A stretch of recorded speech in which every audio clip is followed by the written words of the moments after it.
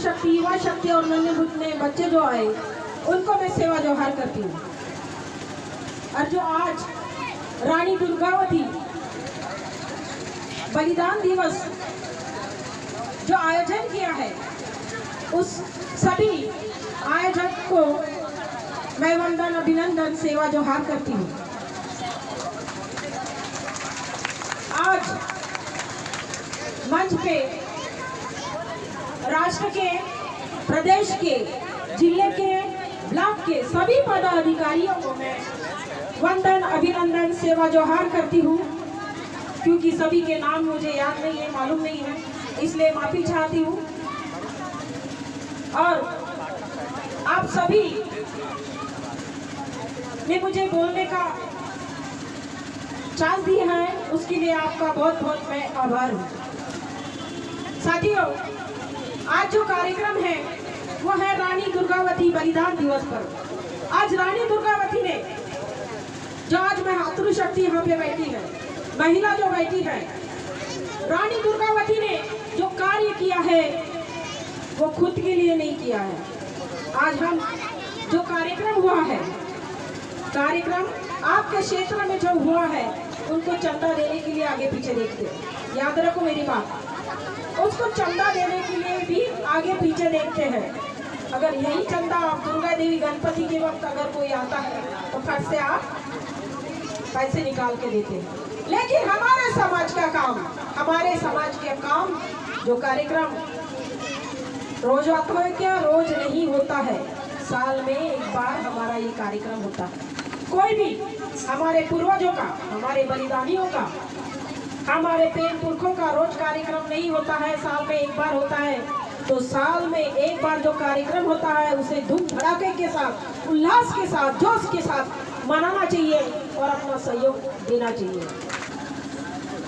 उसमें से अगर आप 100 रुपया कमाते हो, 75% आप खुद खर्चा करो अपने घर के लिए, लेकिन 25% आप समाज के लिए अलग निकाल के रखो। अगर 25% नहीं, अगर 25% आप नहीं दे सकते समाज को, 10% दो।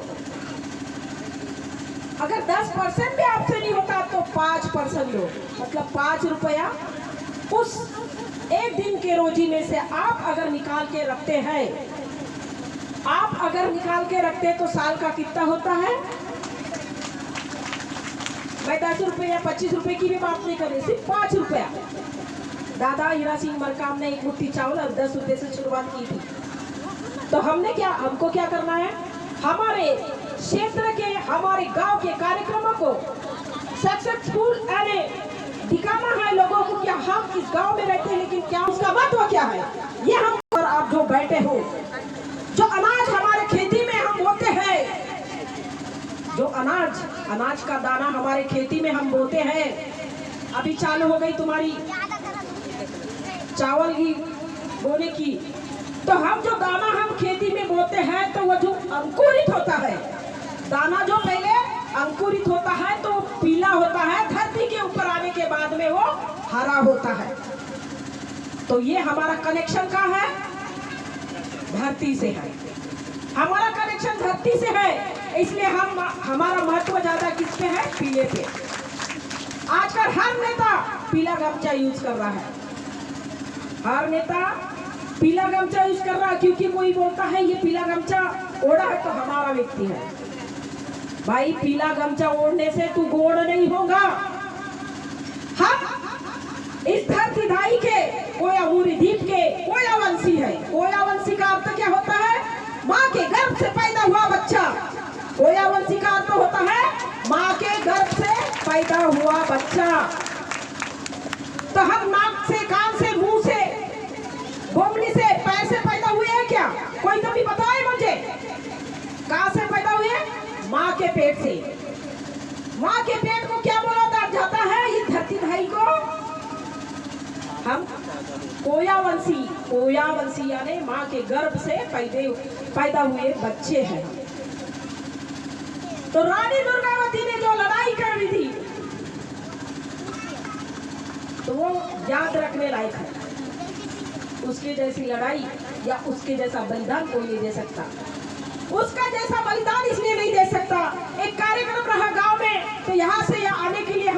पीछे देखते हैं। और उस वक्त की मातृशक्तियां लड़ाई करने के लिए कहां से कहा जाती थी। तब तो कोई साधन नहीं था, आज तुम्हारे पास साधन है। तब चल के जाना पड़ता था, तब का वक्त ऐसा था, चल के जाना पड़ता था, नदी नाले पार करके चले जाते थे। लेकिन आज हमारे पास साधन नहीं तो हम नहीं जाएंगे। किसी गांव में कार्यक्रम रहा, हमारे पास साधन नहीं जाएंगे। लेकिन उस वक्त किसी जगह कार्यक्रम रहा या किसी जगह में आंदोलन रहा या लड़ाई रही तो कहियो दिन से चल कर आते थे, भूखे प्यासे रहते थे। लेकिन हम लोग आज, हमको तो आज सब कुछ मिल रहा, कपड़ा मिल रहा है, पैसा मिल रहा है, ऐशो आराम मिल रहा। किस वजह से मिल रहा? ये हमारे पूर्वजों ने ये शोध लगाए। हमको खाना क्या चाहिए, हमको खाना क्या चाहिए, हमको पीना क्या चाहिए, हमको ओढ़ना क्या है। जब मानव की उत्पत्ति हुई तब कपड़ा था क्या मानव के बदन पे? आज फोटो में सुंदर सुंदर देवी देवताओं के ऊपर आपने इतने सुंदर सुंदर कपड़े पहनाते हो और उसके पूजा आराधना करते हैं आप लोग। फोटो में दिखाते हैं ना, दुर्गा देवी, लक्ष्मी देवी, सरस्वती देवी, कितनी देवी है पता नहीं, 36 कोटि। उनके ऊपर इतने सुंदर सुंदर कपड़े दिखाते। तो मेरा कहने का मतलब है, तब कौन से कारखाने खुले थे? हमारे मानव की जब उत्पत्ति हुई तब कोई कारखाने खुले थे क्या? कोई बताएगा? हाथ ऊपर करके बताओ मुझे कि तब कोई कारखाने खुले थे कपड़े बनाने के? तो नहीं। कपड़े ये मानव ने तर्क लगाया, मानव ने सोचा। जैसे मुझे कलाकारी आती है, मेरे को पेंटिंग आती है, मुझे रंगोली आती है, सब अपनी अपनी कला दिखाते हैं। उसी तरह हमारे पूर्वजों ने ये शोध लगाया कि कपड़े किस तरह बनाए जाए, बर्तन किस तरह बनाया जाए। जो आज तुम जेवर पहनते हो, ये जेवर भी उस टाइम में नहीं था। आज तुम सिंदूर लगाते तो ये कलर है, ये आर्य ब्राह्मण का कलर है जो हमारे ऊपर थोपा गया है। ये हमारा नहीं है, ये हमारी संस्कृति, परंपरा, सभ्यता ये हमारी नहीं है। आज इतना सादा श्रृंगार करते हैं हम। अगर किसी महिला के गला में मंगलसूत्र नहीं रहा तो कहते हैं क्या विधवा है क्या? किसी महिला के माथे में सिंदूर नहीं है तो बोलते हैं ये विधवा है भाई। तो पतिव्रता कौन सी नारी है? सिंदूर लगाने से नारी प्रतिवर्ती होती है, तुम्हारे गले में मंगलसूत्र डालने से ये महिला पतिव्रता होती है? गलत। अब ये चलन कब से हुआ? ये चलन तब से हुआ जब हमारे पूर्वज, हमारे पैर पुरखा, इन लोगों को जो बाहर से आर्य लोगों ने मार डाला, उनकी गर्दन काट डाली और टंगा दी और उसका जो खून निकला हमारे माथे पे लगा दिया। किसके? हमारे मातृशक्तियों के माथे पे लगाया और कहा जब तक तुम्हारे माथे पे ये खून रहेगा तुमको याद रहेगा क्या तुम्हारे पूर्वजों को हमने मारा, ऐसी छाती तोड़ के वो लोग कर गए। इसलिए हम आज भी हमारे सर के पर ये बोझा ढो रहे हैं। मंगलाताई जिंदाबाद, मंगलाताई जिंदाबाद। तो ये बोझा हम ढो रहे हैं। और कोई ऐसा आदमी होगा जो अपने बीवी को जबरदस्ती बोलेगा तू कुकू लगा, माथे पे सिंदूर लगा, पैर में पैर पट्टी जोड़वे, हाथ में चूड़ी, जिसके ठीक क्या हमारे पूर्वजों के पास में चूड़ियां नहीं थी। अरे उनको पहनना क्या ये मालूम नहीं था, बदन पे कपड़े नहीं थे। जब उनको समझने लगा कि ये पुरुष है मैं महिला हूँ, तब जाके झाड़ पत्री तोड़ के अपना बदन छुपाते थे। तब हमारा बदन छुपता था, तब हमारे बदन में कपड़े नहीं थे, तब हमारी बहू बेटियां सुरक्षित थी, तब हमारी बहू बेटियां सुरक्षित थी। लेकिन आज बदन में पूरे कपड़े आने के बाद में हमारी बहू बेटियां सुरक्षित नहीं है। ये सोचने वाली बात है। तो हमारे रानी दुर्गावती ने जो बलिदान दिया वो कुछ तो याद रखो। आज यहाँ पे जो मातृशक्ति क्या कितना उन लोगों ने ये किया 10,62,000। इन लोगों का मान सम्मान और सत्कार करना चाहिए, क्योंकि ऐसी अगर महिला हर क्षेत्र में अगर होती है तो उस गांव का नक्शा ही बदल जाएगा, या उस गांव का जो इनने पैसे जमा किए वो पैसे कोई भी काम में ला सकते हैं, एक बिजनेस चालू करने के लिए। बिजनेस बढ़ता है, घटता नहीं। जिस तरह से ज्ञान बांटने से बढ़ता है, अगर उसको तुम चुपचाप बैठे रहो कोचे में, तो वो बढ़ता नहीं है। मंगलाताई के पास पहले से ज्ञान था क्या? नहीं था। मैं दादा हीरा सिंह मरकाम के साथ में घूमती थी, तब हमको दिमाग नहीं था, लेकिन तब उसके बाद में हमको दिमाग आया है, तब नॉलेज आया। पहले हमको भी नॉलेज नहीं था। माँ के पेट से कोई नॉलेज लेके नहीं आता है, नॉलेज हमको लेना पड़ता है। हम घर के बाहर नहीं निकलेंगी मातृशक्तियाँ, तो हमको नॉलेज कैसा होगा कि बाहर क्या हो रहा है, हमारे समाज में क्या हो रहा है, हमारे मातृशक्ति के ऊपर क्या अन्याय अत्याचार हो रहा है, हमको मालूम कैसा पड़ेगा। हम बाहर निकलेंगे, हम घर के बाहर निकलेंगे। अरे बाजू में क्या हो रहा, देखो थोड़ा, नहीं उनका हो रहा, हमको क्या करना है? हम हमारे घर में 2 रोटी बनाओ, खाओ और चुपचाप सो जाओ। इस वजह से हम आज पीछे हैं। हमारा समाज के ऊपर अन्याय अत्याचार हो रहा है, हमारी जल जंगल जमीन हमसे छीनी जा रही है, तो हम अभी सो के रहने वाले नहीं हैं। जागो। रानी दुर्गावती ने लड़ाई जो करी थी, उसके पास तो सब था, उसको लड़ाई करने की जरूरत नहीं थी, उसको लड़ाई करने की जरूरत नहीं थी। वो भी एक मातृशक्ति थी, एक नारी थी, वो भी एक मातृशक्ति नारी थी, लेकिन उसने लड़ाई करी। आप कर सकते हो क्या? आप कर सकते हो क्या? मैं ऑल इंडिया घूमती हूँ, तुम छोड़ो एक प्रदेश घूम सकते हो क्या? लेकिन घूम के दिखाना चाहिए, मातृशक्ति ने ये काम करना चाहिए। हम घर के बाहर नहीं निकलेंगे तो मालूम कैसा पड़ेगा। मैं फालतू का घूमने के लिए नहीं बोल रही हूँ, काम करो, समाज का काम करो। हमारे दादा हीरा सिंह मरकाम ने आप लोगों के लिए अलग अलग गढ़ बनाए हैं, अलग अलग व्यवस्था बनाई है, उसमें शामिल हो जाओ। वहाँ पे युवा से लेके प्रौढ़ तक सभी व्यवस्था है, वो कीजिए। तुम्हारा गांव का विकास कीजिए, तुम्हारे गांव का विकास। हमारे महाराष्ट्र में एक जिला ऐसा है, एक क्षेत्र ऐसा है जो गांव, जहाँ पे ये जो दिख रहा है ना, गांव छोटा सा है, खेड़ा गांव है, जो इतना आपका गांव है ना, बस इतना या इससे थोड़ा बड़ा है। इससे गांव ऐसा है कि आप बोल नहीं सकते कि वो गांव है, ऐसा लगेगा क्या सिटी है। तो ये किसके हाथ में रहता? ग्राम पंचायत के हाथ में। ग्राम पंचायत को, सरपंच को ये मालूम होना चाहिए कि जो गांव के लोग हैं, जिस गांव में तुम रहते हो, जिस गांव में ग्राम सभा होती है, वहां से 10 किलोमीटर, कहां से? जिस गांव में आप रहते हो, जहां ग्राम सभा होती है, जहाँ सरपंच होता है, वहां से 10 किलोमीटर जो जमीन होती है वो ग्राम सभा की गांव वालों की होती है। किसकी होती है? गांव वालों की होती है। किसी के मुंह में जबान नहीं है क्या? खाना खा के नहीं आए क्या?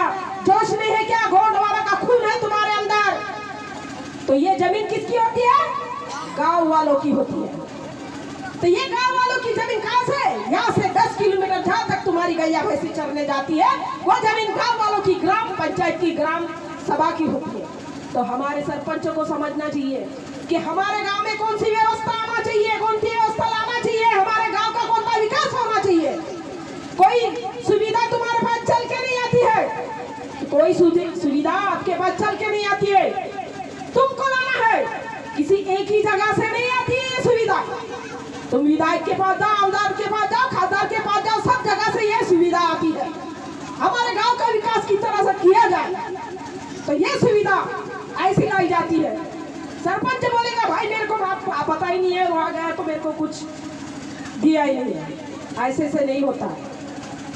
मैं सरपंच को बुरा नहीं बोल रही हूँ, उनको समझना चाहिए कि हमको किस तरह से हमारे गांव का विकास करना चाहिए और हमारे गांव में किस तरह विकास होना चाहिए। मातृशक्तियों के लिए भी सरपंच द्वारा बहुत से सुविधा सरकार की तरफ से आई है या आती है, तो वो उपलब्ध करवा देना है, क्योंकि ये सरकार बहुत सी योजनाएं देता है, भेजता है। हमारे सरपंच को पता नहीं रहेगा तो वो कहां से लाएगा? भाई यहाँ पे कोई भी सरपंच होगे तो बुरा नहीं मानना। ये मैं एक बात बता रही हूँ कि आप इस तरह से कर सकते हो, कैसी सुविधा लाना है, कैसा क्या करना है, ये कर सकते हैं आप लोग। हमारे महाराष्ट्र में ऐसा हुआ है, इसलिए मैं आपको बता रही हूँ कि हर घर में ठंड काले में नल में गर्म पानी की व्यवस्था आती है, गर्म पानी आता है हर घर में। वहाँ सिलेंडर फ्री, वहाँ पे सिलेंडर फ्री हर महीने में। ऐसे सरपंच है तो ये योजना आती नहीं, हमको लाना पड़ता है। ये योजना आती नहीं है, हमको लाना पड़ता है। रानी दुर्गावती की जो कहानी आप लोग सब बताएंगे। हमने सीरियल किए थे रानी दुर्गावती का, 3 घंटे का टेस्ट शो किए थे। उसमें मैंने रानी की दासी का रोल किया था। किसका? रानी का दासी का रोल किया था। टेस्ट शो 3 घंटे का, वो भी नागपुर शहर में। तो रानी के ऊपर क्या बीती, रानी कैसी थी, रानी कहां से आई, रानी के माता पिता कौन थे, और वो जब हमारे राजा की रानी बनी, वो गुजरने के बाद में उनने क्या किया, कैसा किया, ये तो आपको सब बताएंगे। क्योंकि ये रानी दुर्गावती जो एक मातृशक्ति थी, उसने जो बलिदान दिया, हर मातृशक्ति ने अभी साहसी, सक्षम, निडर होना चाहिए। साहसी, सक्षम और निडर होना चाहिए। आप मातृशक्ति ने इतना बड़ा एक पैसा इकट्ठा करना एक बहुत आश्चर्य मुझे लग रहा है। मैं ये चाहती हूँ हर क्षेत्र के लोगों ने पैसा इकट्ठा करना चाहिए। हर क्षेत्र के मातृशक्तियों ने पैसा इकट्ठा करके अपने समाज के काम करना चाहिए या बिजनेस को आगे बढ़ाना चाहिए। अभी जो कुकू लगा रहे हैं, सिंदूर डाल रहे हो, मुझे मेरे जाने के बाद बोलने का नहीं, जो भी बात करने का है मेरे सामने करने का, मुझे बोलने का। और अपने बच्चों को पढ़ाओ लिखाओ। हमारे बच्चे पढ़ेंगे लिखेंगे नहीं तो collector, commissioner, ACP, DCP, doctor, engineer कैसे बनेंगे? बनेंगे क्या? हमारे बच्चे पढ़ेंगे। मैं तो चाहती हूँ अपने बच्चियों को भी पढ़ाओ, ऐसी पढ़ाओ कि वो आगे बढ़ना चाहिए, अपने पैर पे खड़ा होना चाहिए। आज मातृशक्ति साहसी, सक्षम, पढ़ी लिखी नहीं होती तो इस देश की प्रधानमंत्री, राष्ट्रपति नहीं बन सकती थी। इसलिए पढ़ाओ, क्योंकि सरकार का नियम है 1ली क्लास से 8वीं क्लास तक बच्चों को पास करना। कोई टीचर होगा तो माफ करना, उनको भी मालूम होगा ये। 1ली क्लास से 8वीं क्लास तक बच्चों को पास करो, और फिर आगे में बच्चा नहीं पढ़ता लिखता तो उसको धक्का मारो। कैसा धक्का? मारते मारते 10वीं क्लास में ले जाओ। 10वीं क्लास के बाद हमारे बच्चों को आए ना आओ, पास करेंगे या फेल करेंगे। जब 12वीं क्लास के बाद हमारे बच्चे नौकरी में जाने को लगेंगे, जब हमारे बच्चे को कुछ आएगा ही नहीं तो पढ़ेंगे लिखेंगे नहीं तो कुछ आएगा ही नहीं तो कहाँ से ACP, DCP, collector, commissioner, doctor बनेंगे, इंजीनियर बनेंगे? नहीं बनेंगे। तो इसलिए सरकार हम लोगों के ऊपर कितना अन्याय अत्याचार कर रही है, उसके तरफ भी ध्यान देना जरूरी है। और इसके बाद में हम लोग आगे किस तरह बढ़ा जाए ये आप लोगों को सब लोग बताएंगे। लेकिन कार्यक्रम जिस गांव में रहता है उसको फुल सपोर्ट उस गांव के लोगों का होना चाहिए। जिस दिन हमारे पूर्वजों का जन्मदिन रहता है, पेड़वासी जो होते हैं उनके लिए, क्योंकि हमारा जो गोड वाला लैंड था उसके टुकड़े बना दिए। जो तेलुगु बोलता है उसको तेलंगाना दिया गया है, जो छत्तीसगढ़ी बात करता है उसको छत्तीसगढ़ दिया गया है, और जो महाराष्ट्र में रहते हैं, जैसे मैं मराठी बात करती हूँ तो हमको महाराष्ट्र दिया गया। सबको बांट दिए। अगर हम एकत्रित रहते तो हमको कोई अलग नहीं कर सकता था। इसलिए हमारे टुकड़े टुकड़े कर दिए, लेकिन हमारा गोंडवाना लैंड गायब कर दिए। हम दुर्गा देवी बिठाते हैं, गणपति बिठाते हैं, धूमधाम से लाते हैं, और महिषासुर राजा को उस दुर्गा देवी के पैर के नीचे दिखाते हैं। किसको? महिषासुर एक गोंड राजा था। कौन था? एक गोंड राजा था। ये दुर्गा नाम की महिला बाहर से आई थी, बंगाल के एक वेश्या की लड़की। ये दुर्गा नाम की जो आप आरती आराधना पूजा पाठ अपने दुकान के ऊपर, अपने घरों में, फटू में, जहाँ बोले वहाँ पूजा पाठ करते हैं। तो ये दुर्गा नाम की बाहर से आई। मैं शॉर्टकट में बताऊंगी क्योंकि बहुत प्रवक्ता यहाँ पे बात करने के लिए, क्योंकि मैं अगर खड़ी हो गई तो 1-2 घंटा लेती हूँ, लेकिन मैं बस 5-10 मिनट के अंदर तुम्हारा ये कर दूँ। तो ये दुर्गा नाम से जो महिला थी वो बाहर से आई। ये लोग हमारे महिषासुर राजा के क्षेत्र में जा के लड़ाई करके हार के भाग गए थे। तो ये बाहर से आई। जब हमारे महिषासुर राजा ने देखा तो वो मोहित हो गया। हमारा महिषासुर राजा एक गोंड था, याद रखो, मोहित हो गया और मोहित होके बोला कि मैं शादी करूंगा तब इस दुर्गा नाम के महिला से। चलो भाई, शादी हो गई। शादी हो गई एक ही घर में, एक ही बेड के ऊपर, एक ही रूम में, एक ही बेड पलंग के ऊपर, एक ही साथ में दोनों जन। तो 9 दिन तक वह कुंवारी रहेंगी क्या? कोई महिला कुंवारी रहेंगी क्या? जब आप बोलते हैं दुर्गा हमारी माता है तो उनको पूछो, उन ब्राह्मणों को, हमारा पिता कौन है? जब वो माता है तो पूछो उनसे कि दुर्गा अगर हमारी माँ है तो हमारा पिता कौन है? भाई उसके तो मांग में सिंदूर है, गले में मंगलसूत्र है, पैर में पैजन है, तो कहाँ है हमारा पिता? वो क्यों नहीं बताते? वो लोग क्यों नहीं बताते? क्योंकि हमारा इतिहास दबाने के लिए उनका इतिहास उजागर किया है। हमारे बलि राजा को भी वैसी, जिस तरह हम ये धरती का राजा बोलते हैं, हमको बताया गया धरती का राजा बलि राजा है, जिसे धरती के अंदर है। तो भाई आप बताओ, धरती के अंदर कोई इंसान जिंदा रह सकता है क्या? कोई बताओ मुझे। धरती के अंदर कोई इंसान जिंदा नहीं रह सकता। इन लोगों ने चाल खेलकर हमारे बलि राजा को जिंदा गड़ा दिया। उसी तरह हमारे महिषासुर राजा के साथ में बोले कि 9 दिन तक दुर्गा माता देवी ने युद्ध किया। 9वें दिन महिषासुर के रूप में जब आया तब वध कर दिया। भाई पहले ही तुम्हारे अवतार होते थे, पहले हजारों लाखों करोड़ों 36 कोटि भगवान पैदा हुए, और आज हमारा समाज पढ़ा लिखा है तो इन भगवानों की माँ ने अपना ऑपरेशन कर लिया क्या? इन भगवानों के माँ ने अपना ऑपरेशन किया, अभी पैदा नहीं हो रहे भगवान। तो ये सोचने की बात है, ये समझने की बात है। जिस तरह तुम होली मनाते हो, होलिका हमारी दाई थी, होलिका हिरण्यकश्यप की बहन थी, ये याद रखो। होलिका हमारी दाई थी, हिरण्यकश्यप उनका भाई था। तो ये हमें सोचना है। हमारे दाई को जबरन उनकी आबरू लूट के जिंदा जला दिया गया, और हक उनका क्या तो जलाते हैं और खुशी मनाते हैं। हम लोग कायर है, जो कायर है वो खुशी मनाते हैं। हमारी मातृशक्ति को जला दिया गया, हमारी बुआ को जला दिया गया, और तुम खुशियां मना रहे, ये गलत बात है। होली का दाई हमारी दाई थी, हमारी माँ थी, हमारी बुआ थी, और तुम जला रहे हो, ये बड़ी गलत बात है। अब ऐसा नहीं होना चाहिए, ऐसा नहीं होना चाहिए। राजा रावण को तुम जलाते हो। राजा रावण मडावी कोई है क्या भाई यहाँ पे? तो राजा रावण मडावी था। उस राजा रावण को तुम क्या बोलते हो, राम के हाथ से बाण चलाकर जलाते हो, बड़ी शर्म की बात है। हाँ, राजा रावण कौन था ये तो पहले सोच लो।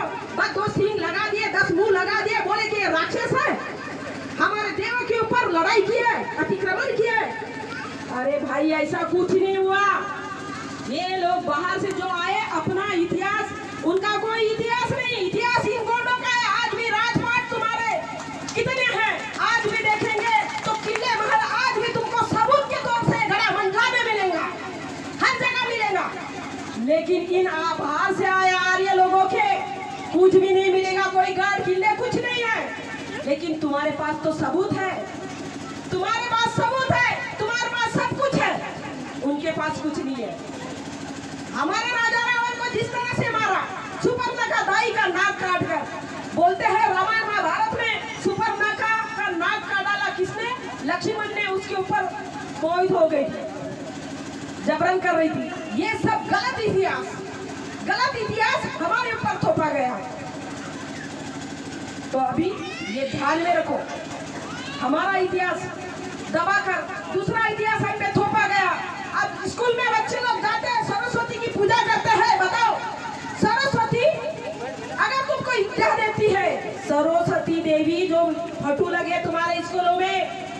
तुम्हारे टीचर कोई होगा तो वो भी मेरे को सवाल पूछ सकता है। तुम्हारे स्कूलों में जो फोटो लगी है सरस्वती देवी की, अगर बच्चों लोगों को वो विद्या देती, विद्या यानी ज्ञान अगर देती थी तो बच्चे लोगों को पढ़ने की जरूरत नहीं थी। बच्चों को पढ़ने की जरूरत नहीं थी क्या? कितना चूतिया बनाएंगे हम लोगों को। हमारे पूर्वज पढ़े लिखे नहीं थे, इसलिए तुम हमको चूतिया बनाते आए। बोलो ये राम है, बोलो ये लक्ष्मण है, ये बोलो ये दुर्गा देवी है। हमारे पूर्वजों को पैर के नीचे डालकर, इसलिए हमारे पूर्वजों आज तक देवी देवताओं को मानते हैं। हमारे पूर्वज क्यों मानते हैं? हमारे दादा परदादा जो दादा परदादा के परदादा के परदादा जो हो गए, इसलिए मानते हैं क्योंकि हमारे पेट शक्तियां, कोई मंदिर में नहीं रहता। मंदिर सिर्फ फिटनेस करने के लिए है, कोई मंदिर नहीं है हमारा। हमारे पेट शक्तियां पहाड़ी में, गुफा में, नदी किनारे पे रहते हैं। कोई पांच मंदिरों में नहीं रहते। हमारे पेट पुरखा पेड़ों के ऊपर रहते हैं। अरे कितना जूतिया बनाएंगे, क्योंकि हम लोग पढ़े लिखे नहीं है, इसलिए हम लोगों को तुम टॉर्चर कर रहे हैं। और हम लोग इतने जूतिया बन के हजारों फोटो हमारे घर में रख रहे हैं। देवी देवताओं को पूछ रहे, किसी देवी देवताओं को पूछने की जरूरत नहीं है आपको।